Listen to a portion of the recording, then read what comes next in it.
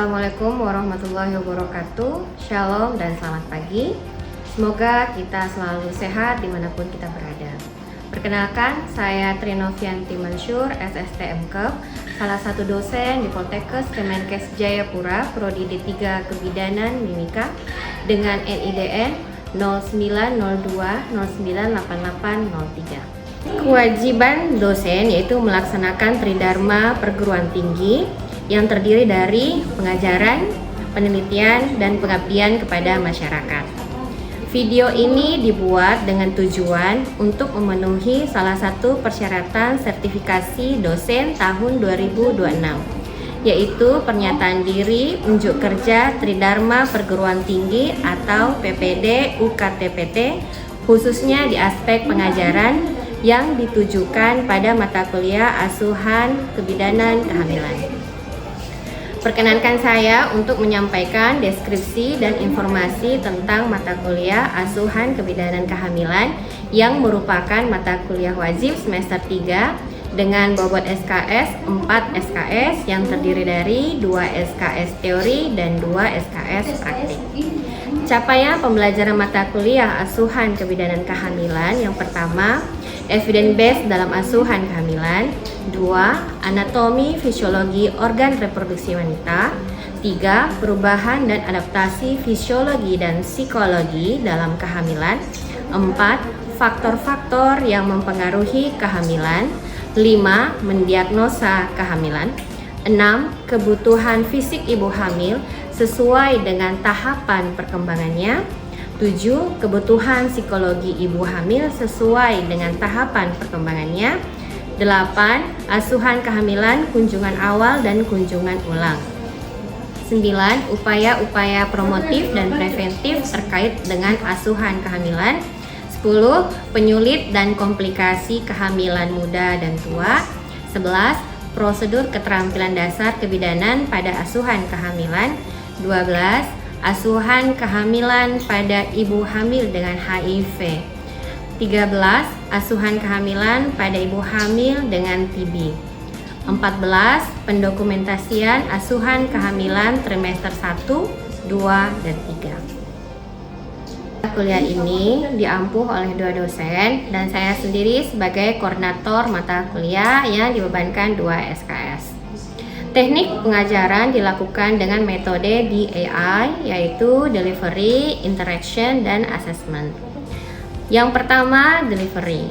Proses perkuliahan dilakukan secara luring. Penyusunan materi perkembangan mata kuliah ini menggunakan referensi sebagai rujukan berupa buku ajar asuhan kebidanan kehamilan dan diintegrasikan dengan beberapa penelitian dosen sesuai dengan yang terdapat di RPS.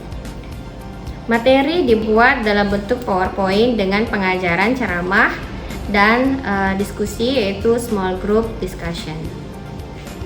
Yang pertama, metode ceramah diberikan agar mahasiswa dapat memahami materi yang diberikan secara jelas dan luas. Yang kedua, metode small group discussion. Pada mata kuliah ini, mahasiswa dibagi dalam kelompok kecil untuk membahas topik agar mahasiswa dapat mempresentasikannya dengan dibahas bersama sehingga mahasiswa lebih aktif, kritis, serta percaya diri.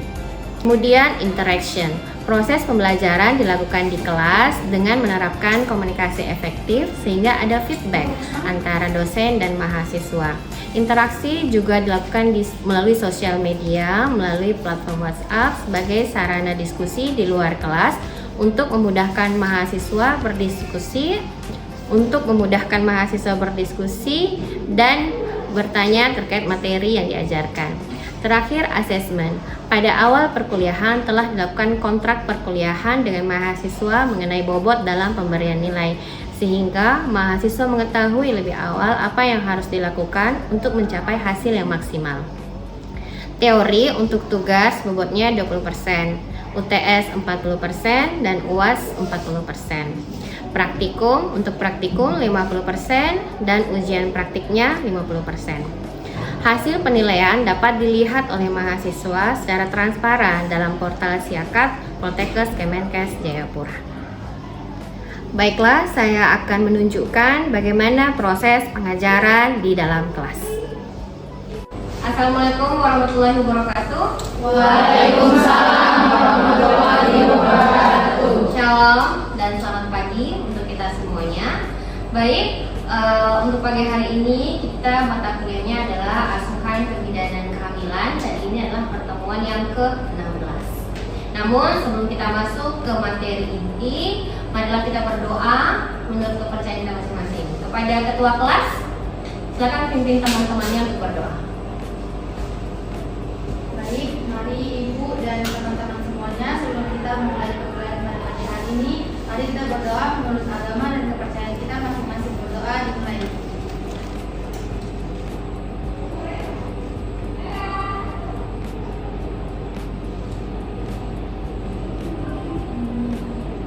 Berdoa selesai.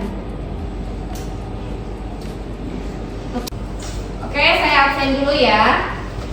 Albertina Gerald, Hadir Ibu. Aplena Fernandia Kawer, Hadir Ibu. Ayu Dialova Yunialita, Hadir Ibu. Bergita Resimaran, Hadir Ibu. Clarita Watimena, Hadir Ibu. Deska Anya Petemiana Tina, Hadir Ibu. Emma Pidimet. Hadir Ibu. Kita masuk ke materi kita. Sebelumnya saya mau mereview dulu. Ada yang masih ingat pembelajaran kita minggu lalu? Minggu lalu kan kita belajar tentang upaya-upaya promotif dan preventif dalam asuhan kehamilan. Ada yang masih ingat apa saja sih persiapan sibling? Saya Ibu. Oke, silahkan. Persiapan sibling diantaranya itu ada menceritakan tentang calon adik dan biarkan saudaranya merasakan gerakan janin dan BJJ. Ya, jadi sibling ini maksudnya tentang saudaranya supaya si kakaknya menerima si adiknya itu. Ya. Ini membahas tentang penyulit dan komplikasi pada kehamilan muda dan tua. Nah, pada kehamilan muda atau trimester 1 biasanya tanda bahayanya itu ada perdarahan pervagina. Perdarahan pervagina pada kehamilan muda itu biasanya terjadi karena yang pertama abortus. Kedua ada kehamilan ektopik. Yang ketiga molatidosa. Kemudian yang berikutnya tanda bahayanya adalah hiperemesis gravidarum, konjungtiva pucat, dan demam yang tinggi. Itu adalah tanda bahaya pada kehamilan muda atau trimester 1. Nah, saya akan menjelaskan tentang perdarahan pervagina. Tadi disebut ada abortus, ada kehamilan ektopik, dan ada molatidosa. Pernah dengar kehamilan ektopik? Nah, ada yang belum? Ada yang belum? Jadi kita bahas pertama tentang abortus. Abortus itu dikatakan ya kalau keluar hasil konsepsi yang terjadi usia kehamilan muda ya, kurang dari 20 minggu. Janin belum dapat hidup di luar kandungan dan berat janin belum mencapai 500 gram. Orang mengandungkan itu sampai 40 minggu atau ada referensi yang mengatakan sampai 42 minggu. Tapi ini kurang dari 20 minggu sudah keluar. Ya, itu namanya abortus. Abortus itu macam-macam, ya. Ada abortus imminens. Dikatakan bahwa abortus yang dapat dicegah masih ada harapan untuk mempertahankan janinnya. Oh, kenapa ini masih bisa dipertahankan, Ibu? Karena keluarnya darah dalam jumlah yang sedikit. Kelihatan di materinya kan? Jadi yang pertama adalah abortus imminens. Dikatakan kalau abortus imminens itu abortus yang bisa dicegah, dalam artian janinnya masih bisa dipertahankan. Kenapa? Yang pertama karena darah yang keluar sedikit dan rasa mules yang dirasakan ringan. Kemudian ostium uteriknya atau serviksnya masih tertutup. Jadi pintunya itu masih tertutup dan masih terdengar BJJ. Nah, kalau seperti itu dia masuk ke abortus imminens. Abortus yang masih bisa dipertahankan. Asalkan ibunya harus apa? Bed rest. Harus banyak istirahat. Tidak boleh terlalu capek karena sudah ada istilahnya kandungan itu misalnya lemah. Jadi nggak boleh dipaksa kerja. Jangan sampai nanti malah dari IMNS betul-betul langsung jadi abortus komplit, langsung keluar semua itu janinnya. Karena ini masih bisa dipertahankan dan pintunya atau servisnya masih tertutup, maka disuruh bed rest dulu. Tunda melakukan hubungan suami istri. Kemudian segera mencari pertolongan bidan, pantau TTV-nya, terus pemeriksaan spekulum untuk melihat servisnya tertutup atau terbuka. Kemudian kaji BJJ, setelah itu konsultasi ke dokter. Jadi abortus imminens masih bisa dipertahankan atau tidak? Masih bisa. Asalkan apa? Bed rest, terus tunda hubungan suami istri. Semua ini kenapa? Karena takutnya bisa merangsang kalau hubungan bisa merangsang kontraksi. Kalau terus berkontraksi, akhirnya janinnya tadi bisa keluar. Jadi soalnya janinnya udah lemah, udah ada pengeluaran darah sedikit, udah ada rasa mula sedikit, tapi masih bisa dipertahankan asal ibunya bed rest, tunda hubungan suami istri dan sebagainya. Lanjut. Ini abortus insipiens. Kalau abortus insipiens itu sudah tidak dapat dipertahankan lagi, ya, tidak bisa dipertahankan lagi janin. Kenapa? Karena darah yang keluar itu banyak. Beda yang tadi, ini darah yang keluar banyak. Setelah itu disertai gumpalan. Gumpalan ini bisa diartikan sebagai jalinan dari janin kah, atau darah yang menggumpal kah, seperti itu. Kemudian nyeri perut bagian bawah yang hebat. Yang tadi nyerinya mungkin sedikit, ini nyerinya hebat. Servisnya mulai terbuka, pintunya mulai terbuka, dan berlangsung selama beberapa jam. Apakah bisa dipertahankan? Tidak bisa. Ya, abortus insipiens tidak bisa dipertahankan. Kenapa? Darahnya keluar banyak, jaringan yang keluar, dan servisnya sudah terbuka. Kalau servis sudah terbuka, untuk mempertahankan hamil itu kayaknya tidak perlu. Lanjut, abortus incomplete. Tahu kata komplit? Apa artinya komplit? Lengkap, itu sempurna. Ini incomplete. Berarti abortus yang terjadi jika sebagian hasil konsepsi telah keluar dari jalan. Tadi kalau kata kalian komplit itu berarti semuanya sempurna. Kalau incomplete, sebagiannya yang keluar. Jelas? Baru sebagiannya yang keluar. Tandanya apa? Mules atau nyeri di perut bagian bawah, serta perdarahan baik sedang maupun banyak. Servisnya terbuka, ini tandanya servisnya terbuka. Kemudian sering ditemukan jaringan pada kanalis cervicalis. Jadi pada aliran itu dari cervix ke vagina biasanya ditemukan jaringan. Kan baru keluar sebagian dong. Jadi sebagian itu keluar terus. Makanya kamu akan daripada abortus incomplete itu kamu akan melihat jaringan-jaringan yang keluar. Karena baru sebagian yang keluar. Dan cervixnya sudah terbuka. Bisa dipertahankan? Tidak. Ya. Kemudian abortus komplit. Nah, itu bagian tadi. Kalau ini keluar keseluruhan. Katakan bahwa semua hasil konsepsi telah keluar. Tanda gejalanya apa? Perdarahannya sedikit. Kenapa cuma sedikit? Itu sudah keluar semua. Karena sudah keluar semua, makanya darahnya yang keluar sedikit. Coba kalau setengah-setengah tadi kayak komplit, darahnya kan banyak. Lanjut, nyeri perut bagian bawah bersifat ringan. Kenapa? Ya karena sudah keluar semua. Masih jalan nggak? Nah.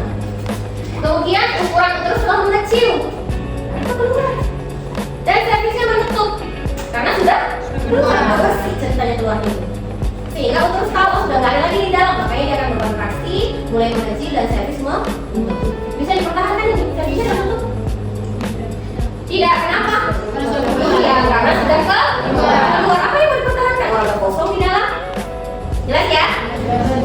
Kemudian induced abortion atau assisted abortion. Jadi terjadi keguguran, tetapi hasil konsepsinya tidak dikeluarkan selama lebih dari 8 minggu atau lebih. Kenapa bisa demikian? Karena biasanya itu dia nggak tahu kalau janinnya di dalam sudah meninggal. Nah, kalau dia assisted abortion, rahim tanda itu rahim tidak membesar, malah mengecil. Karena janin di dalam meninggal, dia akan kayak mengecil. Jadi rahimnya ikut menghasil. Buah dada menghasil kembali.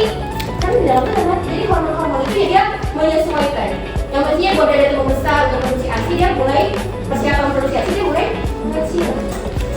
Kemudian tes kehamilan negatif, DJJ negatif. Biasa akan berakhir dengan abortus spontan selambat-lambatnya 6 minggu. Jadi kalau missed abortion, janinnya sudah meninggal. Dia nggak tahu, padahal ketika dites spek hasilnya negatif, DJJ itu sudah. Dan dibiarkan selama 8 minggu itu karena ketidaktahuannya ya, ketidaktahuannya. Itu namanya missed abortion. Lanjut, abortus habitualis. Dari kata habit, kebiasaan. Misalnya, oh si anu habitnya sering tidur di kelas, oh si anu habitnya sering bolos ibu, itu habit kebiasaan. Tapi kalau abortus habitualis, ya habitualis, berarti dia punya kebiasaan. Kebiasaannya apa? Abortus terjadi berturut-turut sebanyak 3 kali atau lebih. Jadi si ibu ini langganan yang namanya abortus, bisa 3 kali atau bahkan setiap dia hamil keluar lagi. Setiap dia hamil keluar lagi. Lebih dari 3 kali, 3 kali atau lebih. Tanda dan gejalanya terjadi pembukaan cervix. Penderita mengeluh mengeluarkan banyak lendir dari rahimnya. Jadi kalau abortus, dengan abortus habitualis berarti dia abortusnya sudah terjadi berkali-kali. Oke, berikutnya tanda bahaya usia kehamilan lanjut. Yang pertama ada perdarahan pervagina. Jadi tadi kehamilan muda ada, kehamilan lanjut pun ada perdarahan pervagina. Kemudian gerakan janin berkurang, sakit kepala hebat, penglihatan kabur, bengkak pada muka dan tangan, selaput ketuban pecah sebelum waktunya, kemudian kejang. Itu tanda bahaya pada kehamilan lanjut. Perdarahan pervagina. Tadi beda dengan yang kehamilan muda. Kehamilan muda kan abortus, kehamilan ektopik, pola tidak diperiksa. Karena biasanya ketika ini terjadi di awal kehamilan. Kalau ini kehamilan lanjut, ada namanya placenta previa. Kondisi di mana plasenta terletak di bawah rahim. Ya, jadi plasentanya itu tumbuh di bawah rahim sehingga menutupi sebagian atau seluruh jalan lahir. Nah, beberapa jenisnya ada plasenta totalis, plasenta parsialis, dan plasenta marginalis. Jadi kalau mau digambar, rahim kan ini terus.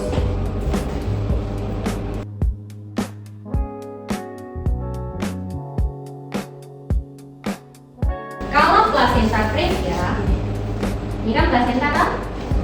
Normalnya plasenta itu akan tertanam di bagian atas. Di sini janinnya. Paham? Tapi kalau plasenta previa, plasentanya ini berada di bawah menutupi jalan lahir. Jadi misalnya di sini janinnya, plasentanya bukan di sini, tetapi di sini. Bisa keluar nggak? Iya. Ada yang totalis seperti sepenuhnya dia tutup. Ada parsial berarti sebagian ini dia tutup. Ada yang marginal berarti di pinggir. Jelas sampai sini? Jelas. Biasanya ini tidak bisa dilewati oleh janin karena pintunya tertutup. Normalnya plasenta di atas atau di bawah? Di atas. Tapi ini malah di bawah. Ini namanya plasenta previa. Oke? Seperti di gambarnya juga itu ada. Kemudian lanjut. Plasenta, jadi ini perdarahan juga bisa karena plasenta berdasarkan derajat perlengkapannya. Ada biasa waktu dulu kamu pernah lihat mungkin ibu yang melahirkan, jadi plasentanya itu tidak lahir-lahir, susah dilahirkan. Itu bisa terjadi karena perlengketan plasenta. Kalau itu kita ada gambar. Jadi kalau dia normal 30 menit atau bahkan kurang dari 30 menit plasentanya sudah lepas. Tapi namanya plasenta akreta. Jadi plasentanya itu tertanam sudah sampai menembus jonjot-jonjot membran basal. Udah agak masuk ya. Itu kalau akreta. Kalau plasenta inkreta, dia sudah menembus myometrium. Jadi lebih dalam lagi dia tertanam. Kalau plasenta prekreta, dia sudah menembus myometrium sampai ke perimetrium. Jadi makin dalam lagi dia tertanam. Apakah bisa lepas? Bisa dilahirkan secara normal seperti biasanya? Jadi yang seperti ini bisa plasentanya lahirnya lama, bahkan bisa dilakukan manual plasenta. Sudah itu misalnya tidak bersih, ujung-ujungnya dilakukan urektase. Dan itu bukan wewenang kita lagi. plasenta itu dia bisa normal, tapi bisa aja terkadang malah terlalu kuat, bisa akreta, inkreta maupun prekreta. Nah, ada namanya solusio plasenta. Beda dengan plasenta previa.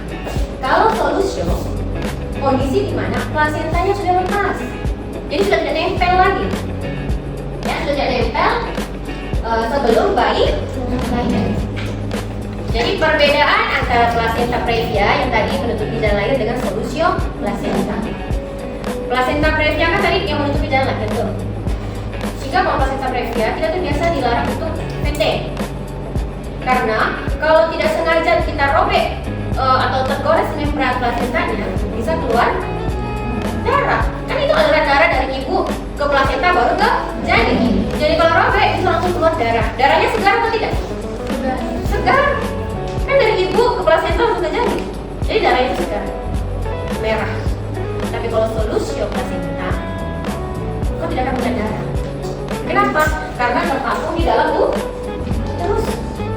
Dan janinnya belum lahir, tapi plasentanya sudah lepas.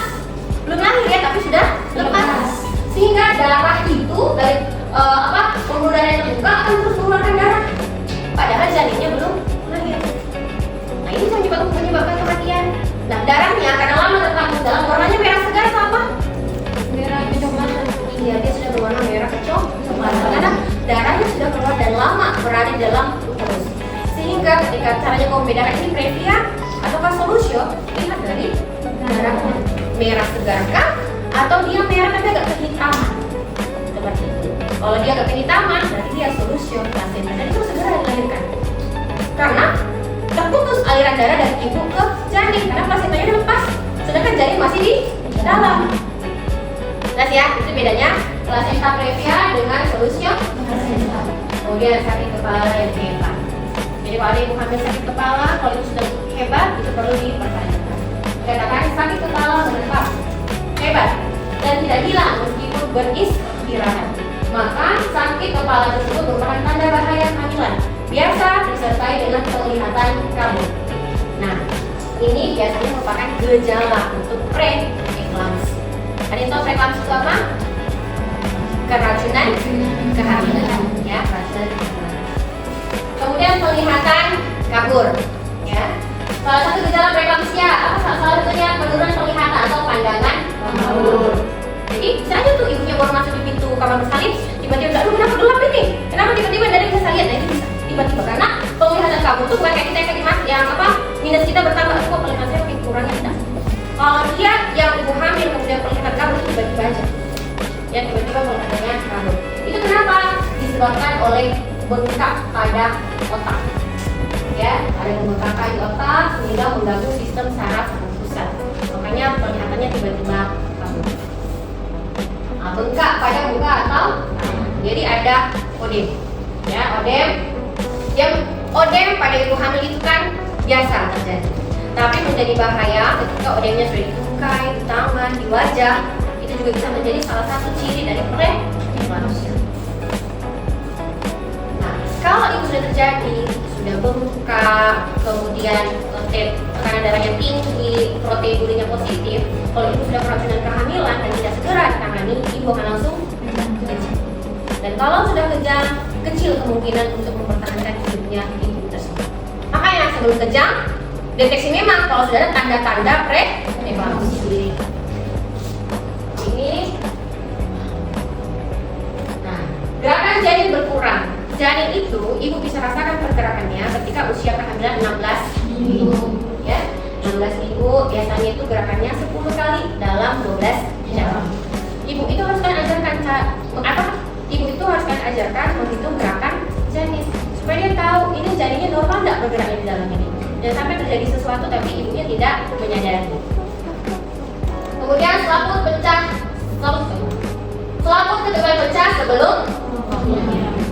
Jadi ketubannya pecah usia kehamilan cukup bulan, ya usia cukup bulan, kemudian diikuti tanda-tanda persalinan. Jadi normalnya fisiologinya ketuban pecah itu di usia kehamilan yang cukup dan ada tanda-tanda persalinan. Tapi kalau KPD atau ketuban yang pecah ini terkait dengan tanda-tanda persalinan. Jadi tidak ada pembukaan seperti itu ya, dan mudah terjadi infeksi. Kenapa mudah terjadi infeksi? Karena selaput ketubannya sudah pecah. Memudahkan kan, selaput ketuban sudah pecah. Padahal proses persalinan belum terjadi. Tanda-tanda persalinan belum ada. Misalnya servisnya masih tertutup. Ya, servisnya masih tertutup. Tanda-tanda persalinan tidak ada. Tapi selaput ketuban sudah pecah. Karena servis masih tertutup, itu kan proses pembukaannya akan memakan waktu yang lama. Tapi ketubannya sudah pecah. Maka dari waktu yang lama itu akan memudahkan bakteri untuk masuk, sehingga mudah terjadi infeksi. Makanya ibu yang KPD itu biasanya diberikan antibiotik. Oke, terima kasih. Sudah dari materi kita hari ini. Sudah paham atau ada yang mau bertanya? Ada Ibu. Oke, Albertina, apa pertanyaannya? Kapan awal muka pada kehamilan muda itu dianggap berbahaya? Kapan mual muntah itu dianggap berbahaya? Ketika yang pertama mual muntahnya sudah berlebihan, bisa 5-10 kali dalam sehari. Tidak ada nafsu makan, bahkan minum pun tidak ada. Kemudian berat badannya turun. Dan karena tidak ada asupan nutrisi, bisa terjadi yang namanya dehidrasi. Paham sampai sini? Oke, selanjutnya saya bagi kelompok kecil ya. Kalian mendiskusikan tentang skenario kasus ini. Silakan diskusikan secara berkelompok. Masing-masing kelompok cukup 3 orang.